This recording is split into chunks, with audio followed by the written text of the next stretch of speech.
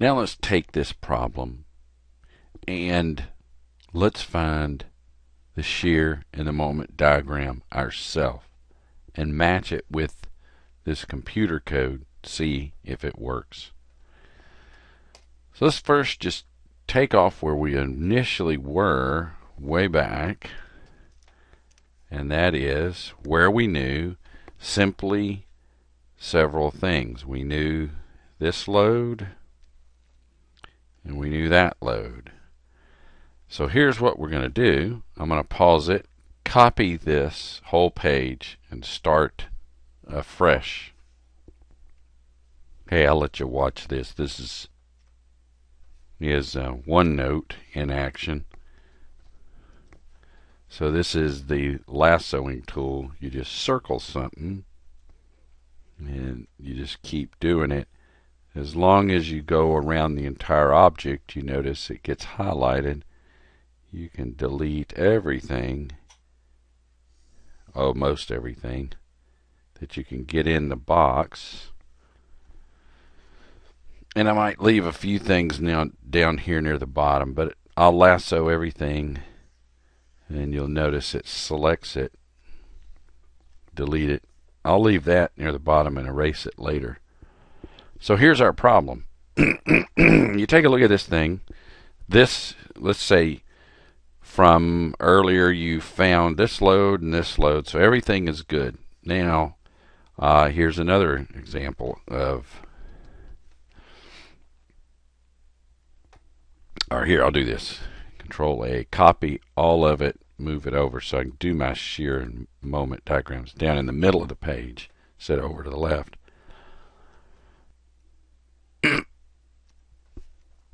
So here we go.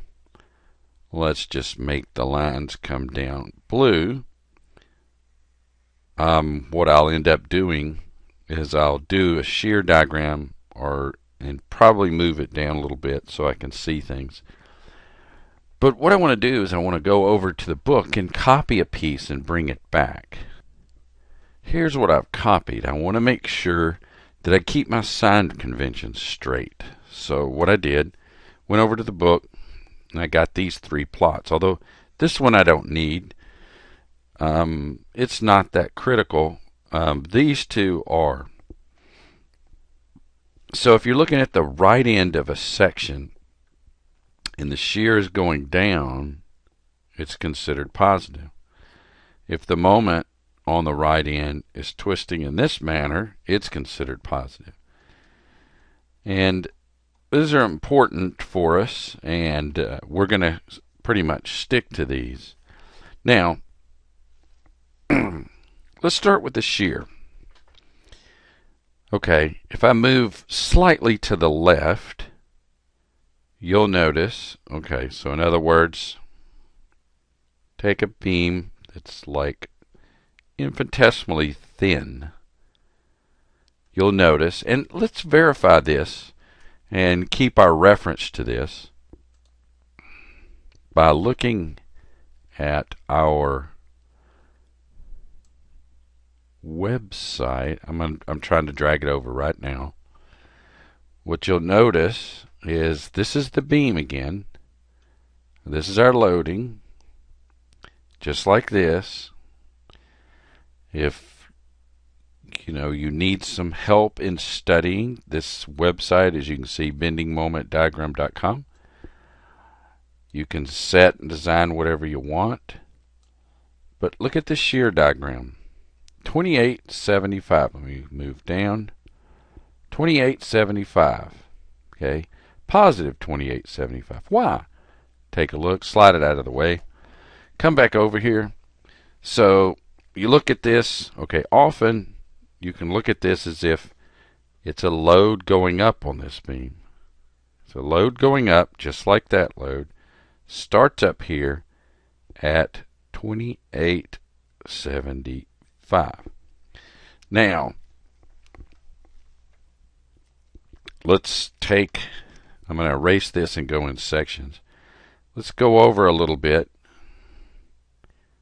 Say, now I can go over and use this as X until I get to 6.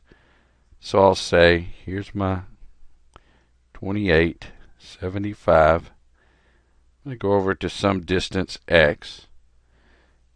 I'm going to have this going down at 500 pounds per every running foot, which means I can make an equivalent diagram of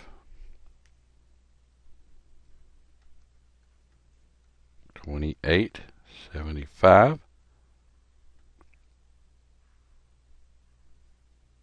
right in the middle of 500 times x,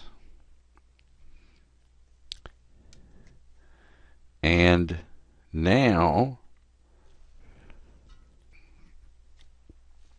what I will do, and I'm going to make a point of this, I'm going to put a shear over here on the right end. Notice I'm putting it on the right end of this section, the right end of this section.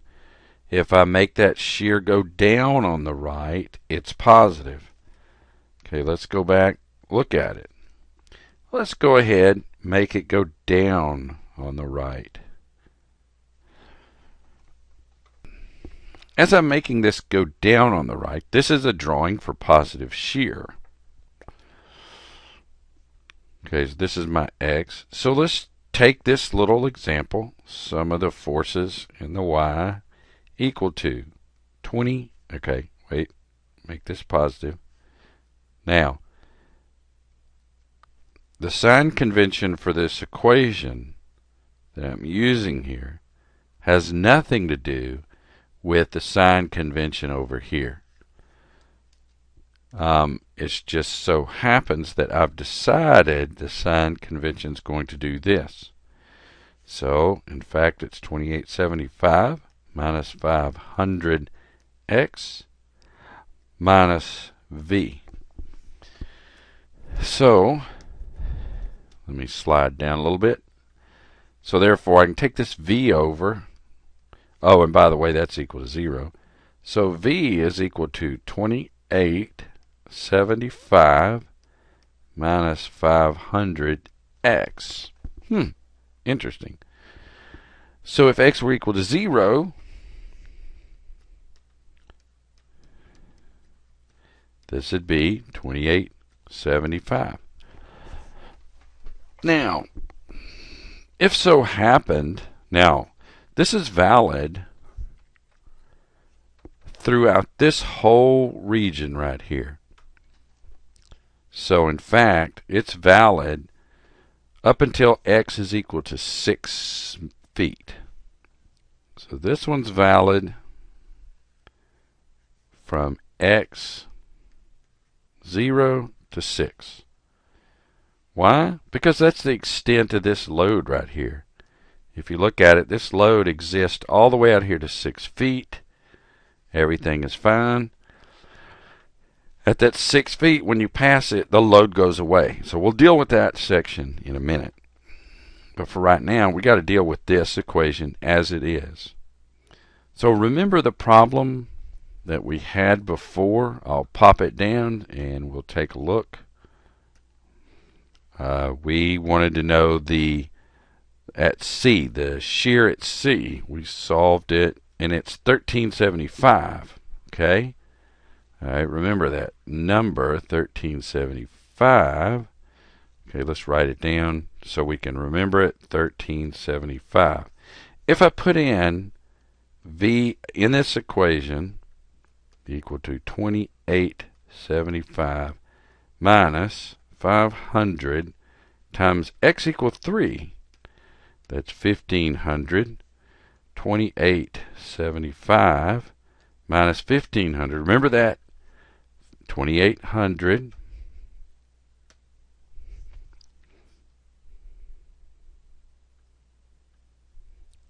2800.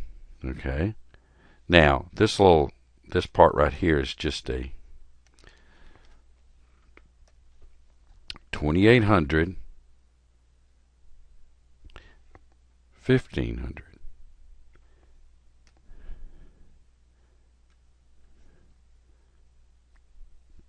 2800, 1500, 1375. Exactly the same thing. So, in fact, this is the equation we can use complete. So you just box this and remember this. Or, how about we just draw it? Here's what we'll do. We know this is valid up until 6 feet. Well, we put in 6 feet. See what we get. Velocity. Shear at x equal to 6 is equal to 2875 minus 500 times 6. Ooh, 2875 minus 3000. Well, excuse me, turns out to be minus 125. So you add this back to that, and you'll get that 3000. So the shear goes from this 2875 straight down in a linear fashion until we slip up under minus 125. Let's take a look at that. Guess what?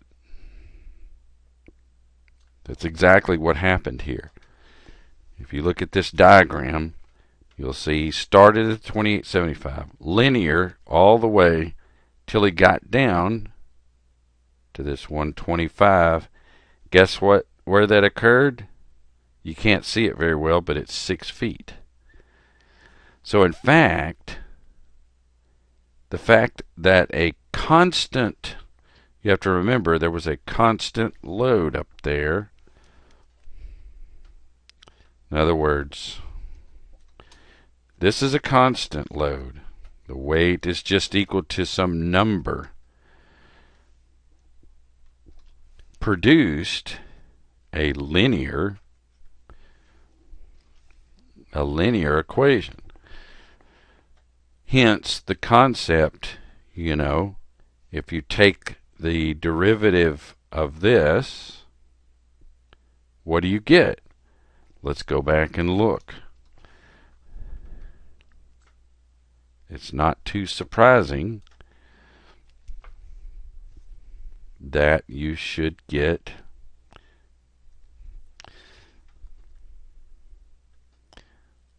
okay, here's what we're going to do. Take this equation.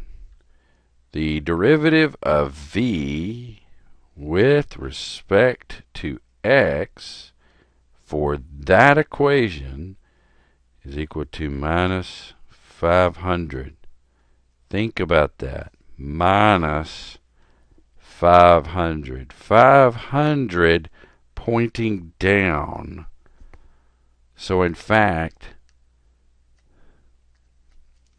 hence you get over here and you'll find over in the textbook somewhere something like that. So if you have something constant here, you'll have linear there. If you have linear here, you'll have not linear, but quadratic here.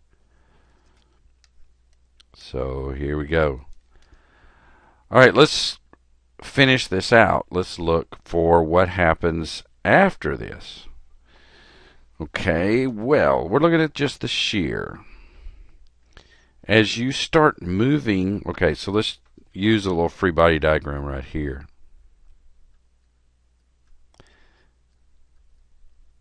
Okay, this is our 6 foot. You're looking at the beam and you're heading on off over into here. As you're moving this interface or your little zone further and further to the right, nothing happens. No new loads come in here. So what I'm getting at is this. Here's your beam.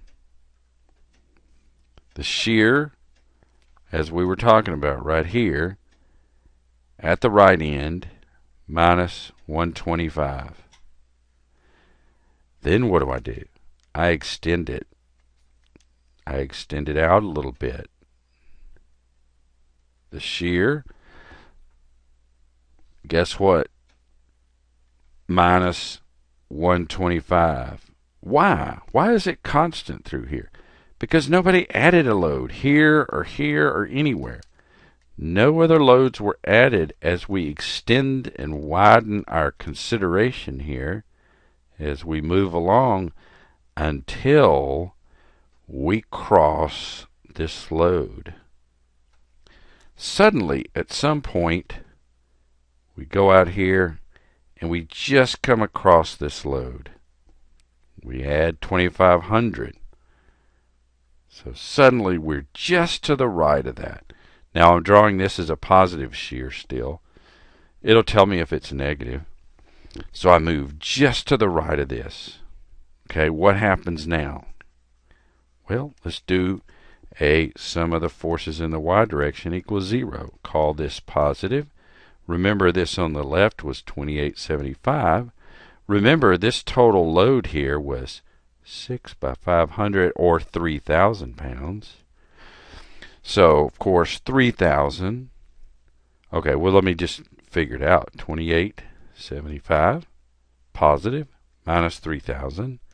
The difference between those two is 125. However, now I have another 2,500 pounds going down and a V. So again, the V right here, the 2,500 right there, the 3,000 right here, and the 28 go right there. So what happens here? Well, the shear jumps. It moves. Now these two go together and give you minus 125. But you have another 2,500.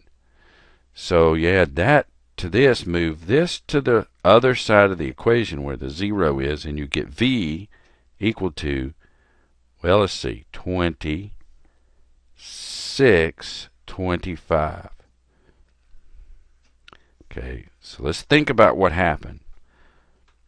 You're moving along out here. You're trucking along until you cross this point load, and wham! Immediately it drops down here to minus 2625. Is that what happened on our diagram? Let's take a look. Drag it back under here, and guess what happens? Exactly that. It just, the minute it hit 9, it just dropped like a rock down to 2625.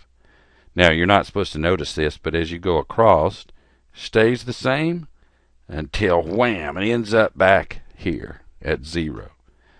So, you know, this is only because the only reason that exists, this line right here, is because maybe you crossed a very tiny level. Technically, the shear and moment diagram doesn't include this drop. It basically includes this. This is the official shear and moment diagram. Looks like this. Looks like that. Technically, this is not there, nor is that. But if you draw it on the test, I understand that. It's just undefined, so to speak. If you're at 0, actually, this is the shear, and that's the shear. Makes sense. Minus 2625. Guess what? Hey, makes sense. 2625. The shear on the left. 2875. Those are the reaction loads. Those are the shears. Now, technically, I guess he's drawing that there's a little part of the beam hanging to the right, and he's drawing a little beam hanging to the left. So maybe that's why he's arguing that, oh, I'll get a little bit to the left of that load and a little bit to the right of this load, and there's no shear. Well, doesn't matter. I'm mostly interested from recognizing these points. If you draw a beam like this and just put the load or support just to the left, yeah, there's a little part out here that's hanging out there all by its lonesome that's not loaded. Maybe that's what he's talking about. So let's go back, take a look at the last part. Okay, so what happens now? Okay, let's look at this example. And as you begin to slice further and further and further to the right, i.e. what you're doing is you're just extending this a little bit further and then looking at the shear, you come across, as you widen this or move this little consideration line to the right, or your splitting separate line or section line to the right, you don't see any more loads that you're going to come across. So in fact, the shear remains the same until it just ends up right over here. And that's it. So in fact, I hope that explains the shear. It's 21 minutes that we've taken to look at the shear. I think I'll sort of drop this video online and then we'll come back, look at the moment.